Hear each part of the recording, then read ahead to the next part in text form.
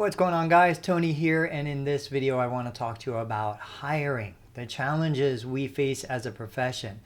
I want to be mindful and respectful of those of you out there who can't find a job right now. I know there are some really saturated markets and it's unfortunate, but there is a larger and growing audience of business owners, private practice owners, mobile therapists who just absolutely can't find clinicians. I just had an amazing conversation today with a therapist who's growing his practice. He's got a brick and mortar clinic. He's doing phenomenal. And he has a therapist who's relocating. So the question came up, well, what do we do? How do we find another therapist? And the conversation went the way you would expect it to go. We'll check Indeed and Monster and recruiters and reach out to the universities, and all that stuff is fine. But the reality is, if you haven't noticed, everyone is short-staffed. Like, not even just in our profession, going across multiple professions, multiple businesses, there is just a huge staffing shortage. And what I want you to think even more deeply about is the fact that the business model that was successful in 1975 is not the business model that's going to be successful today.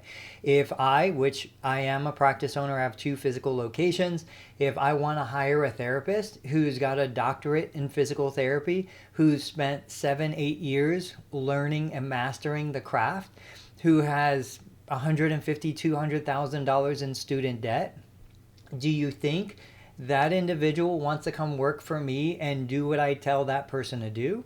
No, they're a professional. They have earned the right to do what they believe is best. They have earned the right to command a top dollar. Just like I want top dollar for our business, the therapist working for me wants top dollar and deserves it. They've accumulated debt, they've put time in, they've mastered a skill. Now they need to cash in on that to live the life that they expected. Nobody wants to live the life of a starving artist when you put in all this time to become a doctor of physical therapy or an OT or an SLP or an assistant. You have spent and sacrificed everything for that. So how do we as business owners address this crisis? I'm going to call it a crisis because it really is. I think we have to look outside the box, but since this is YouTube and you and I can't have a one-to-one conversation, I'm going to ask you this question first. What are you doing right now if you have a business that's growing, if you have a private practice, whether it be mobile, brick and mortar, Medicare, cash only, hybrid, whatever? What are you doing today to help secure the team, build the team, find people that are going to grow with you into the future? Are you looking at them as W-2 employees? Are you offering them, sign-on bonuses? We see that a lot from local hospitals. Are you looking at hiring a 1099 contractor who is a genuine 1099 contractor, not somebody who's actually an employee acting as a 1099 contractor?